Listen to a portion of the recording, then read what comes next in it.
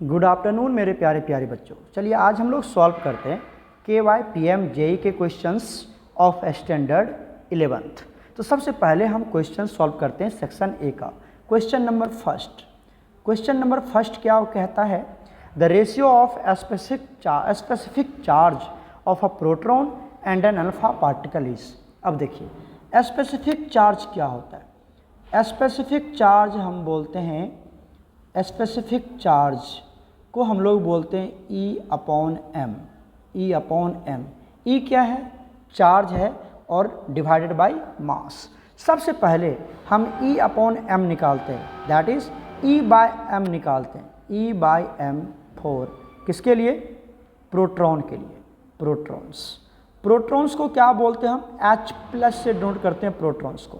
तो बताइए प्रोटॉन पे चार्ज कितना है? प्रोटॉन पे चार्ज है 1। अच्छा, मास कितना आता है प्रोटॉन का? प्रोटॉन का मास अप्रोक्सीमेटली हम कितना ले लेते हैं? 1 ले लेते हैं। दैट इज कितना हो गया?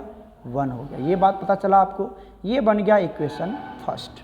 क्लियर है? अब हम ले लेते हैं यहाँ पर E/m रेशियो। E/m किसके लिए? For alpha particle. किसके लिए? Alpha particles. तो अल्फा पार्टिकल को किससे नोट करते हैं हम? He2 4 और यहाँ पर +2। हीलियम का न्यूक्लियस को अल्फा पार्टिकल बोलते हैं। या हीलियम ने अगर 2 इलेक्ट्रॉन को लॉस कर दिया है तो He+2 बनता है और अब सिर्फ क्या बचेंगे? वहाँ पर सिर्फ न्यूक्लियस बचता है। That nucleus is called alpha particles. तो बताइए यहाँ पर इसका चार्ज कितना है? पहले हम E लिखते हैं, कितना होगा? 2। क्लियर है? और यहाँ पर मास कितना होता है? ऑलरेडी हमने यहाँ पे लिख रखा है, इसका मास कितना होता है? 4 होता है। कितना बन गया? 1/2। दैट इज, इसको हम इक्वेशन 2 मान लेते हैं। क्लियर है? चलिए मैं इक्वेशन अलग अलग करके यहाँ पर मानता हूँ ताकि आपको कलर से पता चल जाए। तो ये हो गया इक्वेशन 1 और ये हो गया इक्वेशन 2 और इसका वैल्यू कितना आया है? 1/2 आया है। अब क्या करते हैं हम? अब पूछ रहा है रेशियो। तो अब क्या निकालना है हमें? अब निकालना है रेशियो। 9 क्या निकालने जा रहे हैं हम? Ratio of. अब रेशियो निकाल रहे हैं किसका? E/m किसका बताइए तो? प्रोटॉन्स के केस में। ठीक है? और किसका रेशियो निकालना आपको? E/m किसका? अल्फा पार्टिकल्स का। अल्फा पार्टिकल दोनों का क्या निकालना है आपको? रेशियो निकालना। तो रेशियो तो ऐसे ही निकालते हैं हम लोग, है ना? कोई दिक्कत नहीं है। बताइए क्या होगा? E/m आपने हाइड्रोजन के केस में कितना निकाला? आपने 1 निकाला है। कितना निकाला? 1। अभी आपने देखा यहाँ पर हमने ये निकाला है, कितना आया इसका वैल्यू? इसका वैल्यू आया है 1, तो हमने वहाँ पर 1 लिख दिया। अब रेशियो मतलब इसको डिवाइड करना है। E/m of alpha particle. E/m of alpha particle कितना आया बताइए तो? 1/2 आया। दिख रहा है यहाँ पर? देखिए 1/2 आया। तो एक तो आपका ये रेशियो बना 1:1/2। अब क्या करते हैं? ये 1:1/2 कहीं नहीं है ऑप्शन में। इस दोनों को क्या करते हैं हम? एक इंटीजर से मल्टीप्लाई करते हैं ताकि ये होल नंबर में कन्वर्ट हो जाए। जिसको 2 से मल्टीप्लाई कर देंगे तो क्या बन जाएगा बताइए तो? ये बन जाएगा 2 रेशियो और ये तो कैंसिल हो जाएगा 1। तो ऑप्शन क्या आ जाएगा आपका? 2:1। तो ऑप्शन कौन सा है? A option will be correct. तो यहाँ पर क्या आएगा इसका करेक्ट ऑप्शन? ये हो जाएगा, मैं यहाँ पर लिख देता हूँ, ए ऑप्शन जो है इज करेक्ट। क्लियर हो रहा है? समझ में आ रहा है? E/m रेशियो कैसे निकाल पा रहे हैं? ओके बच्चे, अब चलते हैं हम लोग नेक्स्ट क्वेश्चन पर। तो चलिए हम लोग क्वेश्चन नंबर 2 सॉल्व करते हैं। क्वेश्चन नंबर 2 क्या बोलता है? देखिए सभी बच्चे ध्यान से यहाँ पर, the increasing order of E/m values for electron, proton, neutron and alpha particle. बताइए सबसे पहले हम क्या करते हैं? सबसे पहले हम लिख लेते हैं यहाँ पर इलेक्ट्रॉन को E- से डिनोट करते हैं, प्रोटॉन को H+ से डिनोट करते हैं, है ना? न्यूट्रॉन को N01 से डिनोट करते हैं, पता ही होगा। और अल्फा पार्टिकल को He2 4 और +2 से डिनोट करते हैं। कोई दिक्कत है किसी बच्चे को? ये न्यूट्रॉन का और ये प्रोटॉन की हमने क्या कर ली यहाँ पर? रिप्रेजेंटेशन दिखाया आपको। ठीक है? अब आइए, अगर मैं E/m रेशियो की बात करूँ, किसकी बात करता हूँ मैं यहाँ पर? E/m रेशियो, E/m रेशियो की बात करते हैं। बताइए इलेक्ट्रॉन के केस में E कितना होता है? E कितना होता है? 1 होता है। चार्ज तो 1 ही है ना। मास कितना होगा? अब इलेक्ट्रॉन का जो मास होता है वो कितना होता है? आपको पता होगा 1/1840। ठीक है? 1840, 1 अपॉन मतलब प्रोटॉन के मास का कितना होता है, वो 1840 पार्ट होता है उतना, तो इतना मास हो गया ये। अब आइए प्रोटॉन के केस में, प्रोटॉन के केस में मास कितना होगा, सॉरी ऊपर में चार्ज है तो पहले चार्ज लेते हैं, आप दिख रहा होगा यहाँ पर +1 है, यहाँ पर -1 है, इस तरह से, ठीक है। डिवाइडेड बाई कोई दिक्कत है, ध्यान से देखते जाओ, यहाँ 1 आ गया, और यहाँ पर मास कितना होता है, प्रोटॉन पे मास कितना होगा, यहाँ पर मास हो जाएगा आपका, सॉरी मास हो जाएगा 1, इसका मास, हाइड्रोजन का मास भी कितना होता है, 1 होता है ना, पता ही आपको। न्यूट्रॉन के केस में यहाँ पर चार्ज कितना होता है, 0, और मास कितना होता है, 1 ले लेते हैं, क्लियर है। अब आइए अल्फा पार्टिकल के केस में, चार्ज कितना होता है, दिख रहा होगा आपको यहाँ पर +2 डिवाइडेड बाई मास कितना होता है अल्फा पार्टिकल का, 4, ऑलरेडी पता है आपको ये सारी बातें, क्लियर हो रहा है। चलिए इसको हम आगे फर्दर सॉल्व करते हैं, कितना वैल्यू आएगा बताइए। तो यहाँ से ये जब आप सॉल्व करेंगे, ये जब सॉल्व करेंगे तो ये 1840 क्या होगा, ऊपर चला जाएगा, है ना, ऊपर चला जाएगा तो क्या बनेगा, 1840 बचेगा, और ये 1/1 तो 1 ही रहेगा, ये आ गया 0, ये आ गया 1/2, दैट इज कितना हो गया 0.5। तो ये वैल्यू आपको पता चल गया, इस तरह से निकाल लिया आपने सारे वैल्यू। अब क्या निकालना है आपको, यहाँ पर कह रहा है आपको शो करना है increasing order of E/m ratio, तो E/m रेशियो तो निकाल लिया हमने, अब इंक्रीजिंग ऑर्डर में लेके जाना, मतलब सबसे पहले छोटा लिखना है, छोटा कौन है बताइए, 0 सबसे छोटा है, 0 किसके लिए, न्यूट्रॉन के लिए, 0 किसके लिए, न्यूट्रॉन, तो ये सबसे छोटा हो गया। उसके बाद किसका होगा बताइए, 0 के बाद कौन है, 0.5, तो ये 0.5 किसका है, अल्फा पार्टिकल्स का, किसका है, अल्फा पार्टिकल्स। उसके बाद किसका होगा, प्रोटॉन्स का H+, उसके बाद किसका होगा, इलेक्ट्रॉन का। तो क्या आपको ये बात पता चला, ये बात पता चला आप लोगों को, ये बताइए, इस तरह से हमने डिनोट कर दिया। तो आप यहाँ पर ऑप्शन चेक करें, सबसे पहले न्यूट्रॉन आएगा, उसके बाद आएगा अल्फा पार्टिकल, उसके बाद प्रोटॉन, तो option number D is correct, option number D जो होगा प्यारे बच्चों वो बिल्कुल सही है, यहाँ पर आप टिक आउट कर देंगे। ओके, कोई दिक्कत है। चलिए हम लोग सॉल्व करते हैं क्वेश्चन नंबर 3, क्वेश्चन नंबर 3 की तरफ मूव करते हैं। 3rd क्वेश्चन क्या कहता है, Rutherford experiment on scattering of alpha particle showed for the first time of the atom has, Rutherford ने अपने एक्सपेरिमेंट में किसकी डिस्कवरी करी थी। हमने आपको ये पढ़ाया हुआ है कि रदरफोर्ड ने अपनी डिस्कवरी में न्यूक्लियस की डिस्कवरी करी थी, जब वो उन्होंने एक्सपेरिमेंट किया था, अपने एक्सपेरिमेंट में उसने न्यूक्लियस की डिस्कवरी करी, तो option number C is correct. यहाँ पर कौन ऑप्शन हो जाएगा, option number C is correct, clear है, न्यूक्लियस हो जाएगा, ये ऑलरेडी हमने आपको पढ़ा रखा है। क्वेश्चन नंबर 4 की तरफ मूव करते हैं। क्वेश्चन नंबर 4 क्या कहता है, on the basis of Bohr's model the radius of 3rd orbit is. अब देखिए यहाँ पर, तो सबसे पहले हम क्या करते हैं, रेडियस का फॉर्मूला लिख लेते हैं। रेडियस तो फॉर्मूला तो आपको याद ही होगा, RN मतलब रेडियस ऑफ nth ऑर्बिट क्या होता है, 0.529 इंटू n²/z, यही होता है ना radius of nth orbit calculate करने का, ठीक है। यहाँ पर हम क्या करते हैं, 3rd ऑर्बिट का पूछ रहा है, किसका पूछ रहा है, 3rd बोर्स ऑर्बिट।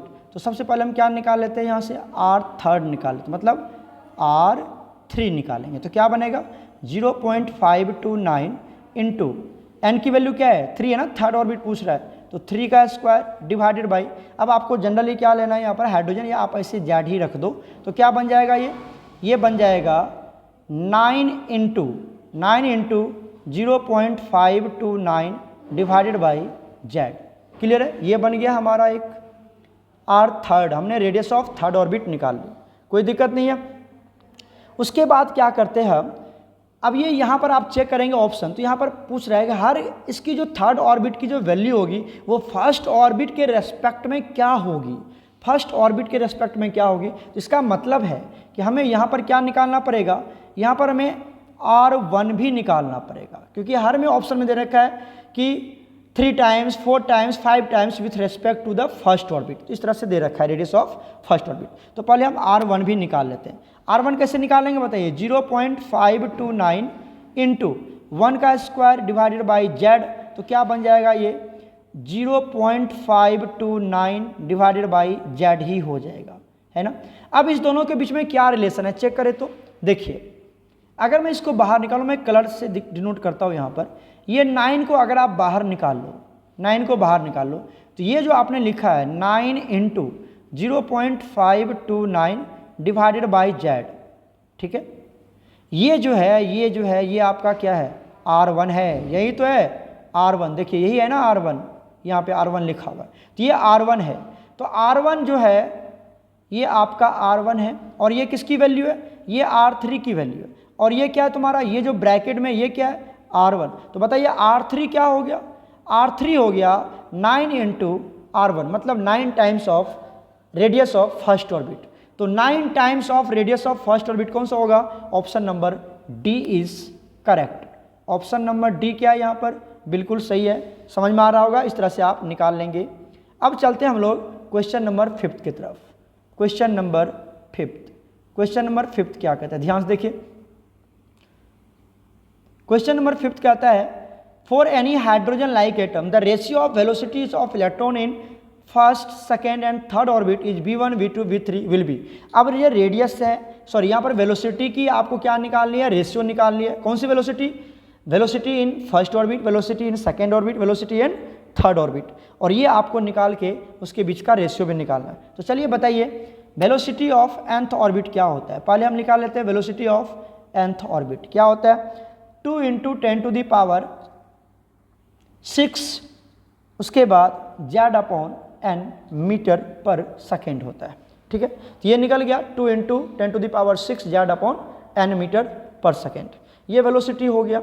अब यहाँ से अगर मैं क्या निकाल लूँ, यहाँ से v1 निकाल लूँ, क्योंकि v1 का ही यहाँ पर बात किया गया है, तो हम क्या निकाल लेते हैं, v1 निकाल लेते हैं। तो बताइए v1 क्या निकालेंगे आप, या आप यहाँ से ऐसे भी निकाल सकते हो कि जो वेलोसिटी है वो directly proportional to, inversely proportional to क्या है, n के इन्वर्सली प्रोपोर्शनल है, n का इन्वर्सली प्रोपोर्शनल है, पता चल रहा है आपको, n का इन्वर्सली प्रोपोर्शनल है, राइट। तो बताइए अगर मैं यहाँ से v1 निकालूँ तो क्या हो जाएगा, यहाँ से v1 मतलब velocity of electron in first orbit, तो यहाँ पर 4 फर्स्ट ऑर्बिट निकाल रहे हैं, 4 फर्स्ट ऑर्बिट क्या हो जाएगा बताइए, 2 इंटू 10⁻6 है ना, इंटू 1/1। फर्स्ट ऑर्बिट के लिए n की वैल्यू भी क्या होगी, 1 ही होगी, और हाइड्रोजन लाइक एटम है तो हाइड्रोजन के लिए z की वैल्यू कितनी होगी, 1, ये z है, ये z की वैल्यू कितनी होगी, 1 हो जाएगी, और फर्स्ट ऑर्बिट की बात हो रही तो n की वैल्यू कितनी लेंगे, 1, तो 1/1, तो क्या हो जाएगा इसका वैल्यू 2 इंटू 10⁻6 मीटर पर सेकेंड, एम आई राइट, ये निकल गया आपका। अब चलते हैं हम v2 निकाल लेते हैं, v2 मतलब किसके लिए निकाल रहे हैं हम, 4 सेकेंड ऑर्बिट निकाल रहे हैं। बताइए v2 कैसे निकालेंगे, 2 इंटू 10⁻6, उसके बाद Z/n, तो z की वैल्यू तो हमेशा 1 ही लेना है, और 2n की वैल्यू कितनी हो जाएगी, 2। क्लियर है, यहाँ तक क्लियर है।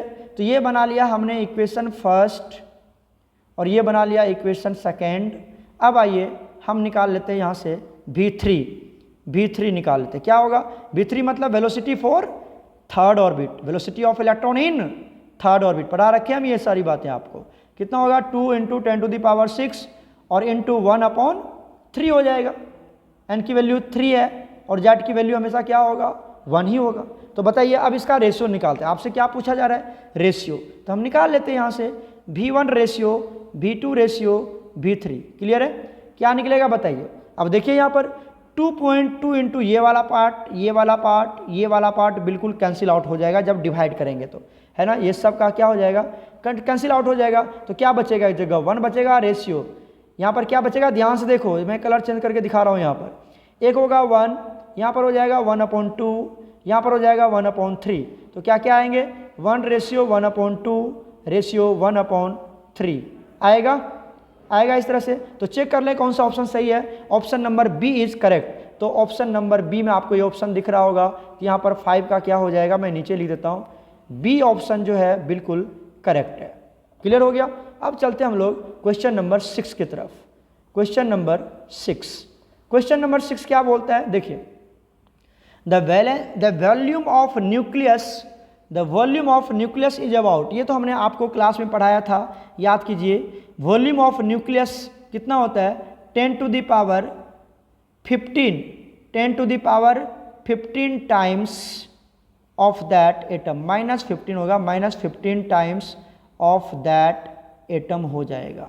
क्लियर है? क्लियर है यहाँ तक? ये ऑलरेडी हमने अपने क्लास में आपको पढ़ाया था जब हम रेडियस ये वॉल्यूम निकाल पा रहे थे एटम का और न्यूक्लियस का, तो वहाँ पर ये हमने आपको एक रिलेशन बताया था कि वॉल्यूम ऑफ जो न्यूक्लियस होता है वह एटम के रेस्पेक्ट में कितना होता है, 10⁻⁻15 होता है। ठीक है, ये तो ओरली क्वेश्चन है, आप इसको याद रखेंगे। अब चलते हैं हम क्वेश्चन नंबर 7 की तरफ। क्वेश्चन नंबर 7 क्या बोलता है? क्वेश्चन नंबर 7 क्या कहता है? Which state of the triply ionised beryllium has the same orbit radius as that of the ground state of hydrogen atom. अच्छा, क्या बोलता है? आपको रेडियस निकालना है, किसका किसका रेडियस निकालना है आपको?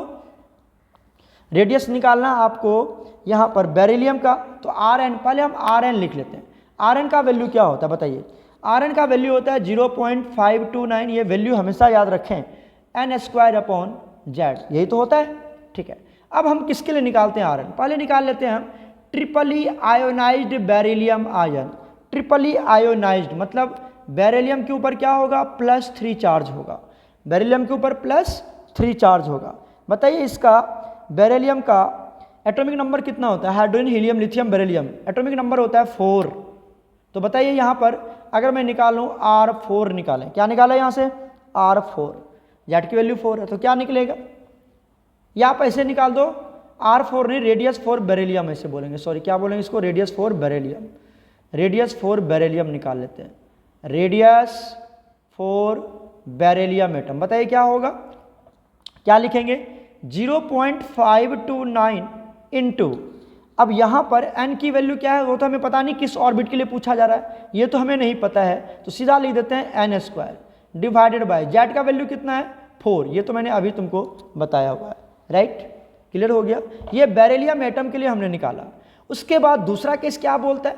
आपको निकालना है किसके लिए? देखिए, आपको निकालना है ground state of hydrogen atom, मतलब हाइड्रोजन एटम के लिए निकालना है। तो ग्राउंड स्टेट मतलब n का वैल्यू कितना लेना है आपको? 1, पहला ऑर्बिट है ना, पहला ऑर्बिट है, तो n की वैल्यू 1, और यहाँ पर इसका एटॉमिक नंबर कितना होता है? 1 होता है, ये ऑलरेडी पता है। तो ये जेड का भी वैल्यू 1 आ गया और n का भी वैल्यू कितना आ गया? बोलो बोलो, 1 आ गया। तो क्या निकाल लेते हैं यहाँ पर?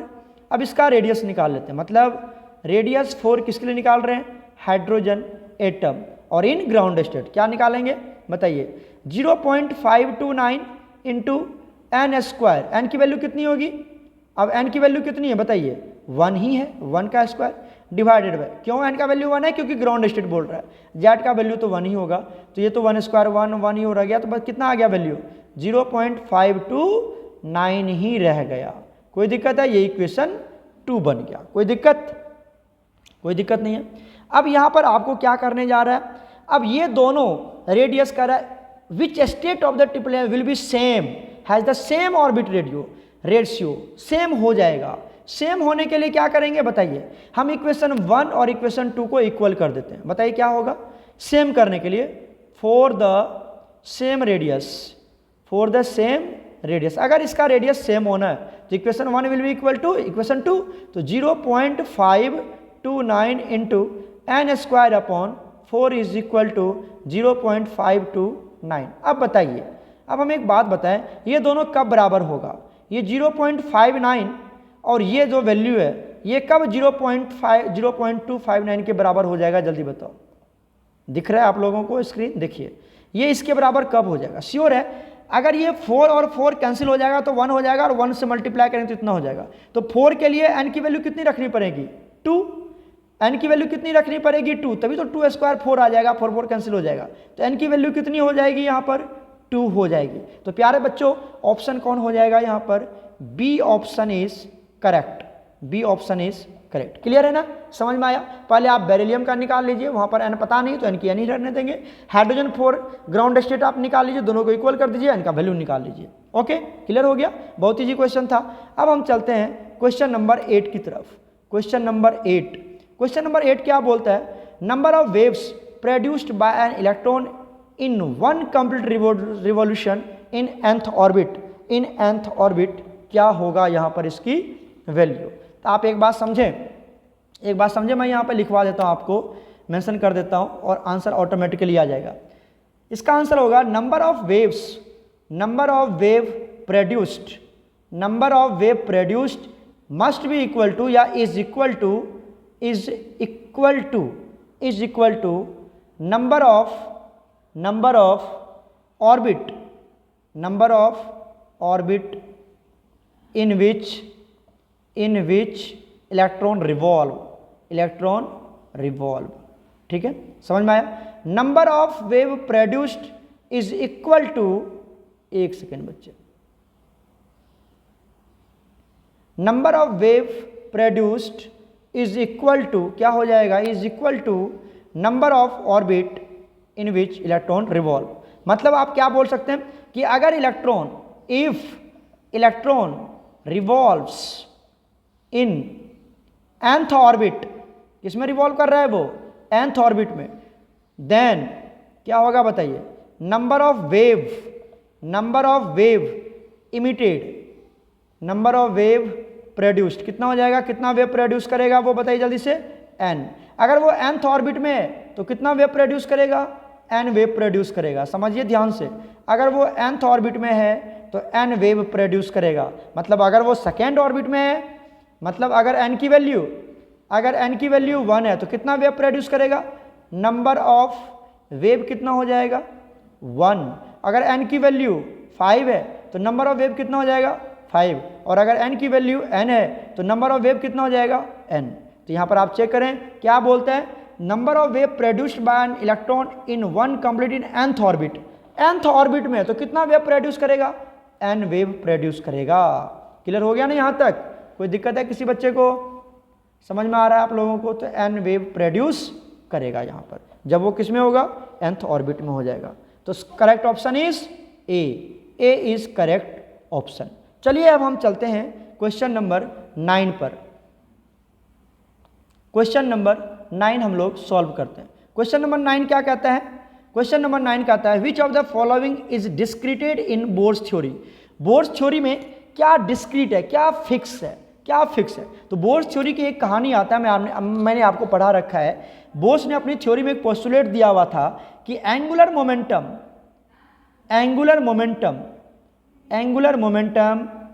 Of an electron is quantized. याद है आप लोगों को, angular momentum of an electron is quantized. Quantized का मतलब क्या होगा, आप इसको ऐसे ही बोल सकते हैं, फिक्स्ड भी बोल सकते हैं। क्या मतलब, आपको पता है MVR इज इक्वल टू दिया था NH/2π। n क्या है, n क्या है, 1 2 3 4 कुछ भी हो सकता है। तो ये क्वांटाइज्ड है, एंगुलर मोमेंटम क्या है उसकी, क्वांटाइज्ड है NH/2π। और क्वांटाइज्ड मतलब फिक्स्ड, मतलब डिस्क्रीट, इसी को बोला जाता है। इसी को क्या बोला जाता है, डिस्क्रीट। मतलब वो क्या टर्म है यहाँ पर जो बोस ने दिया था, उसने कहा था angular momentum. Angular momentum of an electron is discrete, quantized और फिक्स्ड। तो बताइए यहाँ पर कौन सा वर्ड हो जाएगा, कौन सा ऑप्शन हो जाएगा, option number D is correct. Option number D, जहाँ पर आपको एंगुलर मोमेंटम दिख रहा है, यही ऑप्शन करेक्ट हो जाएगा। क्लियर है। चलते हैं हम लोग क्वेश्चन नंबर 10 पर। क्वेश्चन नंबर 10 की बात कर लेते हैं।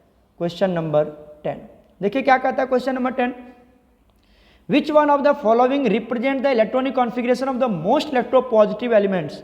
चलिए मोस्ट इलेक्ट्रोपॉजिटिव एलिमेंट्स बोल रहा है, तो आपको पता है मोस्ट इलेक्ट्रोपॉजिटिव एलिमेंट्स कहाँ होता है, ग्रुप 1। देखिए मैं आपको यहाँ पे समझाता हूँ। जो हमारा ग्रुप 1 होता है, उसके बाद ग्रुप 2 होता है, और यहाँ कहाँ तक चलता है, ग्रुप 18 तक। जब आप इधर जाएंगे तो मेटालिक कैरेक्टर डिक्रीज होता है। मेटालिक कैरेक्टर जो होगा वो क्या होता है, डिक्रीज होता है। मेटालिक कैरेक्टर क्या होगा बच्चे, डिक्रीज होगा, राइट। और जब आप डाउन द ग्रुप जाएंगे तो यहाँ पर मेटालिक कैरेक्टर क्या होता है, मेटालिक कैरेक्टर इंक्रीज करता है। तो अब आपको पता चल गया होगा कि इधर जाने पे डिक्रीज करता है, तो इधर सबसे ज़्यादा मिलने वाला है मेटालिक कैरेक्टर। इधर सबसे ज़्यादा आपको मेटालिक कैरेक्टर मिलेगा, राइट। और इसमें भी जब आप नीचे जाएंगे तो और भी ज़्यादा मेटालिक कैरेक्टर मिलेगा। तो ग्रुप 1 में ही आपको मेटालिक कैरेक्टर मिलने वाला है। तो ग्रुप 1 में चलिए और नीचे जाएंगे तो और मिलेगा। ग्रुप 1 में कौन कौन से एलिमेंट्स आता है, मेटल आता है, नॉन मेटल नहीं है। हाइड्रोजन तो नॉन मेटल है, आप हाइड्रोजन को मत लेना, हाइड्रोजन नॉन मेटल है। कौन कौन सा आता है, ली, ना, करो, उसके बाद रब, उसके बाद क्या होता है बच्चे, से फरियाद, रब से फरियाद। ये जो फ्रांसियम है ये तो रेडियो एक्टिव एलिमेंट्स है, इसकी तो बात ही छोड़ दीजिए। जैसे जैसे आप नीचे जाएंगे, कहाँ से कहाँ तक, ध्यान दीजिए, यहाँ से लिथियम से लेकर के सीजियम तक, लिथियम से लेकर के सीजियम तक, तो आपको सबसे ज़्यादा रेडियो एक्टिव एलिमेंट्स कौन मिलेगा, सॉरी रेडियो एक्टिव बोलते हैं, ये इलेक्ट्रोपॉजिटिव कौन मिलेगा आपको, ये आपका मोस्ट इलेक्ट्रोपॉजिटिव है। क्या ये मोस्ट इलेक्ट्रोपॉजिटिव एलिमेंट्स है। पहली बात तो ये समझ में आ गया। और ये फ्रांसियम तो आपका रेडियो एक्टिव है, फ्रांसियम क्या है आपका, रेडियो एक्टिव है। क्लियर हो गया। अब जब इसका एटॉमिक नंबर कितना होता है 3, तो क्या बनेगा, यहाँ पर बनेगा हीलियम और क्या बनेगा 2s1, तो यहाँ बनेगा 3s1, यहाँ बनेगा 4s1, यहाँ बनेगा 5s1, यहाँ बनेगा 6s1। तो 6s1 वाला जो होगा कौन सा होगा, देखिए जो आपका कौन है 6s1 वाला, ये आपका हो जाएगा किसका, 6s1 कहाँ पर है, ऑप्शन नंबर सी। ठीक है, तो जो सीजियम है वो मोस्ट इलेक्ट्रोपॉजिटिव है, सबसे ज़्यादा मेटालिक कैरेक्टर शो करता है, इसीलिए इसको हम सोलर सेल में भी, सोलर प्लेट में भी यूज करते हैं। ठीक है, सीजियम को, क्योंकि मोस्ट इलेक्ट्रोपॉजिटिव होता है। तो सही ऑप्शन कौन हो जाएगा यहाँ पर, C will be correct option, that is caesium हो जाएगा। और उसकी इलेक्ट्रॉनिक कॉन्फ़िगरेशन वहाँ पर दिया हुआ है, तो जेनन हो जाएगा और 6s1 हो जाएगा, क्योंकि 1 क्यों रहा है, 1 जो है वो ग्रुप 1 को शो करता है। ठीक है ना, इलेक्ट्रॉनिक कॉन्फ़िगरेशन में 1 आ रहा है। चलिए हम चलते हैं क्वेश्चन नंबर 11 की बात करते हैं। क्वेश्चन नंबर 11 की बात करते हैं। क्वेश्चन नंबर 11 क्या कहता है, the number of elements present in the fifth periods. Fifth periods में कितने एलिमेंट्स होंगे, तो इसको बच्चे की तरह हम सॉल्व करते हैं। देखिए जो हमारा पीरियड 1 है, फर्स्ट पीरियड है, कौन सा पीरियड है बताइए, फर्स्ट पीरियड है। फर्स्ट पीरियड में होते हैं 2 एलिमेंट्स, कितने एलिमेंट्स, 2 एलिमेंट्स। सेकेंड पीरियड में 8 एलिमेंट्स, थर्ड पीरियड में 8 एलिमेंट्स, फोर्थ पीरियड में 18 एलिमेंट्स, फिफ्थ पीरियड में 18 एलिमेंट्स, सिक्स्थ पीरियड में 32 एलिमेंट्स, और सेवंथ पीरियड जो है हमारा इनकम्प्लीट है। हमने पढ़ाया था ना आप लोगों को, आपको एक बात बताया था हमने कि ये मैजिक नंबर होता है, 2 8 8 18 18 32, ये मैजिक नंबर होता है और ये नंबर ऑफ एलिमेंट्स को भी इंडिकेट करता है। तो कौन सा पीरियड पूछ रहा है आपसे पूछ रहा है फिफ्थ में कितने एलिमेंट्स है बता दीजिए जल्दी से, 18 एलिमेंट्स हैं। तो option number A is correct, option number A is correct. Clear हो गया यहाँ तक। चलते हैं हम लोग क्वेश्चन नंबर 12 पर। क्वेश्चन नंबर 12 की बात करते हैं। 12 क्या बोलता है, the elements having the lowest atomic number and a ground state electronic configuration of इतना इज प्लेस्ड इन। अब देखिए यहाँ पर सबसे पहले बात यह है कि आपको इलेक्ट्रॉनिक कॉन्फ़िगरेशन दिया हुआ है। क्या दिया हुआ है इलेक्ट्रॉनिक कॉन्फ़िगरेशन, इलेक्ट्रॉनिक कॉन्फ़िगरेशन आपको दिया हुआ है n-1 और यहाँ पर दे रखा है d और यहाँ पर इलेक्ट्रॉन है 6 और यहाँ दे रखा है ns2। तो सबसे पहली बात आप ये समझिए कि ये जो इलेक्ट्रॉनिक कॉन्फ़िगरेशन होता है, ये इलेक्ट्रॉनिक कॉन्फ़िगरेशन होता है डी ब्लॉक मेटल्स का। किसका होता है, डी ब्लॉक मेटल्स का इलेक्ट्रॉनिक कॉन्फ़िगरेशन है। डी ब्लॉक मेटल्स का इलेक्ट्रॉनिक कॉन्फ़िगरेशन है ये। यहाँ तक समझ में आ रहा है आपको, ठीक है। अब डी ब्लॉक मेटल्स में आपने तो नहीं पढ़ा है ना, बट मैं आपको समझा रहा हूँ, आप समझने की कोशिश करेंगे। डी ब्लॉक मेटल्स में हमारे पास 3 सीरीज होते हैं, 3 सीरीज होते हैं। इस तरह से पहला सीरीज, यहाँ पर दूसरा सीरीज, यहाँ पर तीसरा सीरीज होता है। इसको बोलते हैं हम, ये जो आपका पहला सीरीज है इसको बोलते हैं हम 3D सीरीज, ठीक है। और इसको एक और नाम दिया जाता है फोर्थ पीरियड मेटल्स, ठीक है। और इसमें कौन कौन सा एलिमेंट्स आता है, इसमें आता है स्कैंडियम से लेकर के जिंक तक, स्कैंडियम 21 से लेके 30 तक, ये आपका आ गया कौन सा, फोर्थ पीरियड में। क्लियर है, ये फोर्थ पीरियड का पहला सीरीज है। अब बात कर लेते हैं हम किसकी, सेकेंड पीरियड की बात कर लेते हैं। तो सेकेंड पीरियड में भी यहाँ पर होता है, ठीक है। इसको बोलते हैं हम 4D सीरीज। क्या बोलते हैं, 4D सीरीज बोलते हैं। और आप क्या बोल सकते हैं इसको, फिफ्थ पीरियड एलिमेंट्स बोलते हैं, फिफ्थ पीरियड एलिमेंट्स बोलते हैं, ठीक है। और यहाँ पर जो एलिमेंट्स आता है वो आता है आपका यहाँ पर फोर्थ पीरियड में। देखिए फिफ्थ पीरियड एलिमेंट्स जो होता है या 4D सीरीज में जो एलिमेंट्स आता है वो आता है यट्रियम से। आपको इसे पता नहीं चलेगा, ये 12th का पार्ट है। यट्रियम से आता है कैडमियम तक, ठीक है। उसके बाद आता है हमारे पास कौन सा, 5D सीरीज, इसको बोलते हैं हम 5D सीरीज बोलते हैं, और ये होता है हमारे पास 6th period elements, 6th period elements भी बोलते हैं इसको। ये जो हमारा एलिमेंट्स है ये आता है लेंथनम से लेकर के मरकरी तक, Hg मरकरी तक, ठीक है। तो आप इतना मत समझिए, बट इतना समझिए 3 सीरीज होते हैं। जैसे जैसे आप नीचे चलते हैं, जैसे जैसे आप नीचे जाएंगे, जैसे जैसे आप नीचे जाएंगे ऑक्सीडेशन स्टेट क्या होता है, जैसे जैसे आप नीचे जाएंगे ऑक्सीडेशन स्टेट इंक्रीज करता है। ऑक्सीडेशन स्टेट क्या होता है, इंक्रीज करता है, ठीक है। तो जैसे जैसे नीचे जाएंगे ऑक्सीडेशन स्टेट क्या हो जाएगा, इंक्रीज कर जाएगा। तो सबसे क्वेश्चन में क्या कर रहा है, the elements have a lowest atomic number and ground state electronic configuration. और एक बात और समझिए, ऑक्सीडेशन स्टेट की तो यहाँ पर कहानी नहीं कर रहा है, यहाँ पर कहानी कर रहा है एटॉमिक नंबर का। तो आप समझिए जैसे जैसे नीचे जाएंगे एटॉमिक नंबर भी क्या होता है, एटॉमिक नंबर भी इंक्रीज कर जाता है। तो सबसे कम एटॉमिक नंबर किसका होगा, elements having lowest atomic number, तो कौन सा होगा सबसे कम एटॉमिक नंबर बताइए, 3D सीरीज में। और 3D को एक और नाम से बोला जाता है 4th पीरियड एलिमेंट्स। तो कौन सा हो जाएगा, यहाँ पर पीरियड की बात कर रहा है, 3D सीरीज की बात नहीं कर रहा है, तो हम क्या बोल देंगे वहाँ पर 4th period elements. 4th period कहाँ पर है, C, तो option number C is correct, option number C is correct. कोई दिक्कत है, आगे मूव करें। चलिए अब हम चलते हैं क्वेश्चन नंबर 13 पर। क्वेश्चन नंबर 13 को सॉल्व करते हैं।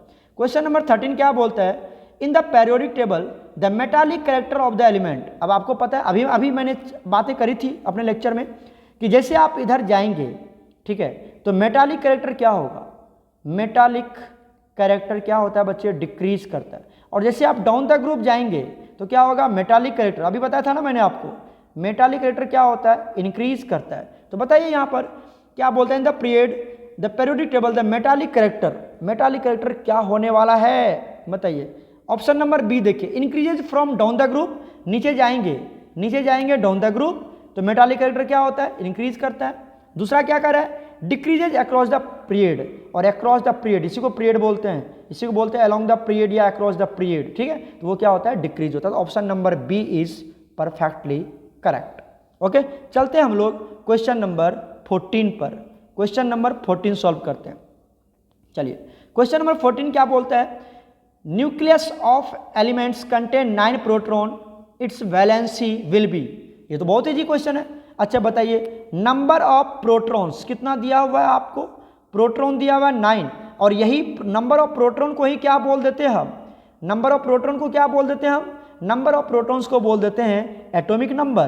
क्या बोल देते हैं हम, एटॉमिक नंबर बोलते हैं। तो बताइए 9 किसका होता है, 9 तो होता है फ्लोरीन का, 9 किसका होता है, फ्लोरीन का, जिसका इलेक्ट्रॉनिक कन्फिग्रेशन क्या होगा, 2 and 7। अगर सिंपल लैंग्वेज में बच्चे की तरह समझो तो कितना होगा, 2 and 7 होगा। तो इसको लास्ट में ये न्यूक्लियस, राइट, पहला सेल में कितने इलेक्ट्रॉन बताइए, पहला सेल में कितने इलेक्ट्रॉन, 2 इलेक्ट्रॉन, और दूसरा सेल में कितने इलेक्ट्रॉन, 7।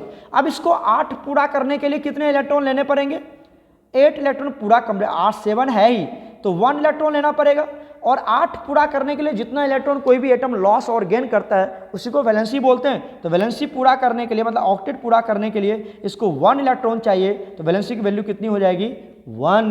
तो ऑप्शन नंबर 14 का क्या हो जाएगा, A is correct, A is perfectly correct. कोई दिक्कत है, चलिए हम चलते हैं क्वेश्चन नंबर 15 की तरफ। क्वेश्चन नंबर 15 सॉल्व करते हैं। क्वेश्चन नंबर 15 क्या बोलता है, देखिए ध्यान से सभी बच्चे। क्वेश्चन नंबर 15 क्या कहता है, क्वेश्चन नंबर 15 कहता है which one of the following is different pair. कौन डिफरेंट पेयर है बताइए।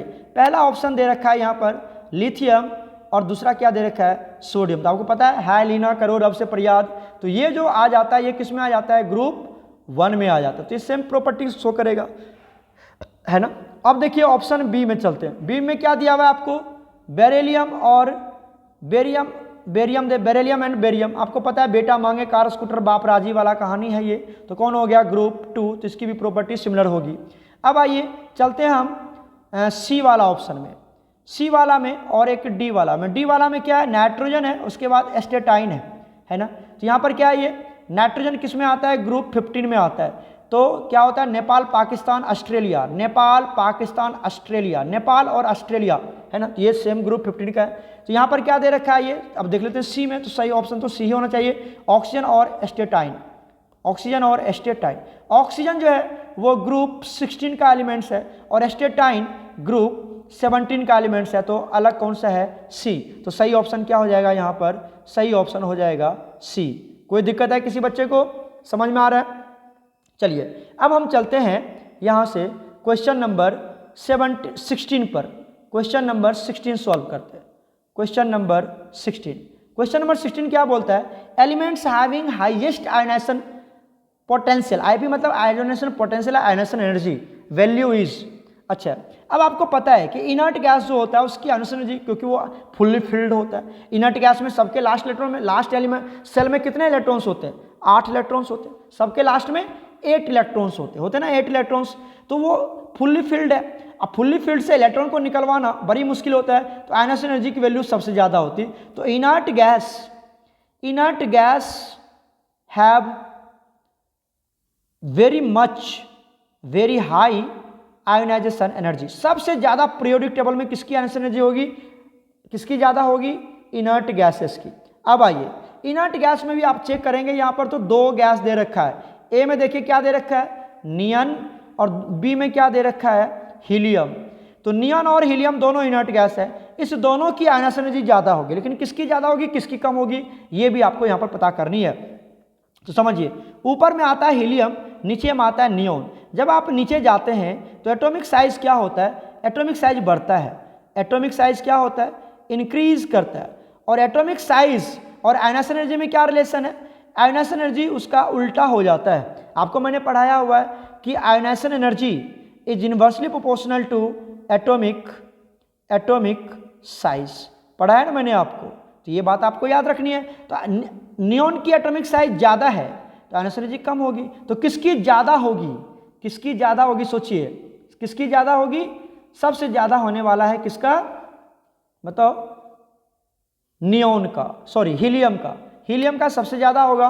तो correct option is a, correct option is a is correct. Clear हो गया यहाँ तक या कोई कन्फ्यूजन है, क्लियर हो गया? अच्छा, एक क्वेश्चन परहैप्स यहाँ पर हमने छोड़ दिया, क्वेश्चन नंबर ये तो 17 है, सॉरी बच्चे, यहाँ पर क्वेश्चन नंबर ये क्या आपका 17 है। अब हम क्वेश्चन सॉल्व कर लेते हैं, 16 एक छूट गया आपका, क्वेश्चन नंबर 16 सॉल्व कर लेते हैं। क्वेश्चन नंबर 16 देखिए यहाँ पर क्या बोलता है, an element having UPSC name is ununtrium, ठीक है, अनअनट्रायम, ठीक है, बिलोंग्स टू। अब देखिए ये किस ब्लॉक को बिलोंग करेगा ये हमें बताना है। अन मतलब क्या होता है, अन मतलब होता है 1, फिर अन दे दिया मतलब क्या हो जाएगा 1, और ट्रायम मतलब 3, तो एटॉमिक नंबर कितना हो गया 113, मतलब 113 हो गया। अनअनट्रायम एक एलिमेंट जिसके एटॉमिक नाम दिया हुआ है अनअनट्रायम, तो बताइए उसकी एटॉमिक नंबर कितनी होगी 113, तो वो किस ब्लॉक में बिलोंग करेगा आपको ये निकालना है। तो हम इसको सॉल्व करेंगे अपने इनर्ट गैस की मदद से। बताइए हमारे ग्रुप 18 में कौन होता है, इनर्ट गैस होता है, कौन कौन सा होता है, हीलियम, उसके बाद नियोन, उसके बाद आर्गन, उसके बाद क्रिप्टन, उसके बाद जेनन, उसके बाद रेडन होता है ना। चलिए एटॉमिक नंबर की बात करते हैं। अगर हम यहाँ पर एटॉमिक नंबर क्या होता है हीलियम का 2, इसमें आप कितना ऐड करें 8, तो कितना आ जाएगा 10, इसमें कितना ऐड करें आप 8, कितना हो जाएगा ये 18, अब इसमें कितना ऐड करें 8 8 18, कितना हो जाएगा 36, इसमें आप फिर 18 ऐड करें कितना हो जाएगा 54 हो जाएगा, इसमें आप 32 ऐड करें कितना हो जाएगा कितना हो जाएगा 8 6 14, ठीक, कितना हो जाएगा ये 4 2 6 5 3 86 हो जाएगा। फिर इसमें आप कितना ऐड करें 32, कितना हो जाएगा ये 113 हो, नहीं कितना होगा 6 2 8, कितना हो जाता है ये 118 हो जाता है, कितना हो जाता है 118 हो जाएगा। क्लियर हो गया? अब आप चेक करें यहाँ से ये जो 118 है 118 है, इसमें से एक को हटा दो, तो एक को हटा दो, एक को हटा दो, क्यों, क्योंकि यहाँ पर भी 13 है, एक को हटा देते हैं। ये 18 किस में आता है, 18 किस में आता है ग्रुप 18 में, तो बताओ 117 किस में आएगा। अगर मैं 117 की बात करूँ तो 17 किस में आएगा ग्रुप 17 में। बताओ 116 किस में आएगा? 116 मतलब 16 किस में आएगा? ग्रुप 16 में आएगा। उसी तरह से 113 बताइए मतलब 13 किस में आएगा? ग्रुप 13 में। और आपको पता होनी चाहिए कि ग्रुप 13 से लेकर के ग्रुप 18 तक को बोला जाता है पी ब्लॉक एलिमेंट्स। क्या बोला जाता है? पी ब्लॉक एलिमेंट्स बोला जाता है। तो यहाँ पर जो हमारा अनअनट्रायम है वो किस ब्लॉक को बिलोंग करेगा? पी ब्लॉक को बिलोंग करेगा। तो क्या बन गया यहाँ पर? Option number B is correct. Option number B is correct. Clear हो गया यहाँ तक? और 17 तो मैंने बता ही दिया था। अब हम मूव करते हैं क्वेश्चन नंबर 18 की तरफ। क्वेश्चन नंबर 18, क्वेश्चन नंबर 18 क्या कहता है? The difference between fourth and fifth ionization energy, the large difference, एक second, the large difference between the fourth and fifth ionisation energies indicates the presence of, क्या indicate करता है? 5 valence electron, 6 valence electron. अच्छा valence electron का term पूछ रहा है, बताइए वैलेंस सेल में कितने इलेक्ट्रॉन्स हैं? फोर्थ एंड फाइव्स में यहां पर फोर्थ इलेक्ट्रॉन रखा हमने और यहां पर एक इलेक्ट्रॉन 5 रखा, ठीक है। यहां से आप अगर इलेक्ट्रॉन को रिलीज करवाते हैं, जितनी एनर्जी देनी पड़ी उसको हम बोलते हैं IE1 फर्स्ट आयनाइजेशन एनर्जी। दूसरा इलेक्ट्रॉन निकला तो IE2, तीसरा इलेक्ट्रॉन निकला IE3 और फोर्थ इलेक्ट्रॉन निकला IE4 मतलब फोर्थ आयनाइजेशन एनर्जी। IE1 मतलब फर्स्ट आयनाइजेशन एनर्जी, IE2 मतलब सेकेंड आयनाइजेशन एनर्जी, IE3 मतलब थर्ड आयनाइजेशन एनर्जी। समझ रहे हैं आप हमारी बात? Third ionization energy. IE4 मतलब फोर्थ आयनाइजेशन। तो अगर आप फोर्थ इलेक्ट्रॉन को निकाल रहे हैं तो फोर्थ, यहां पर एनर्जी का ज्यादा डिफरेंस नहीं आएगा। मान लो IE1 में अगर हमें एनर्जी लग रहा है, सपोज दैट मान लेते हैं यहाँ पे लग रहा है आपको 10 किलो जूल, तो यहाँ पे लग जाएगा आपको 12 किलो जूल, यहाँ पर 15 किलो जूल, यहाँ पर 20 किलो जूल, थोड़ा थोड़ा ज़्यादा एनर्जी लगेगा आपको। लेकिन जैसे ही आप, समझिए ध्यान से, जैसे आप इस इलेक्ट्रॉन को निकलवाने की कोशिश करेंगे बाहर, इस इलेक्ट्रॉन को बाहर निकलवाने की कोशिश करेंगे, समझिए कौन सा इलेक्ट्रॉन निकाल रहे हैं हम? फिफ्थ इलेक्ट्रॉन को निकाल रहे हैं। कौन सा इलेक्ट्रॉन को निकाल रहे हैं? फिफ्थ। तो इसको बोल देते हैं हम IE5। यहां पर अब बहुत ही लार्ज डिफरेंस आ जाएगा। अब यहां पर जो IE5 है, इसकी वैल्यू में भी हम मान सकते हैं, यहाँ 20 किलो जूल था ना, यहां आपको 20,000 किलो जूल मिल जाएगा। बहुत बड़ा का डिफरेंस मिल गया। तो वही तो बोलता है कि अगर लार्ज डिफरेंस है, बहुत ही लार्ज डिफरेंस है। क्यों? क्योंकि fourth and fifth ionization energy, fourth तो यहां पे खत्म हो गया और जैसे हमने फिफ्थ पे गया तो वहां पर बहुत भारी, बहुत ही ज्यादा आयनाइजेशन एनर्जी का डिफरेंस मिल रहा है। इसका मतलब कि वैलेंस सेल में कितने इलेक्ट्रॉन्स होंगे? जल्दी बताइए। यही तो है आपका वैलेंस सेल, यही तो है आपका वैलेंस सेल। लास्ट सेल को ही तो बोलते हैं वैलेंस सेल। और वैलेंस सेल में कितने इलेक्ट्रॉन है? ये ब्लैक किसको इंडिकेट कर रहा है? इलेक्ट्रॉन को तो इंडिकेट करता है 4 वैलेंस इलेक्ट्रॉन है। तो करेक्ट ऑप्शन कौन हो जाएगा? C. Option number C is correct.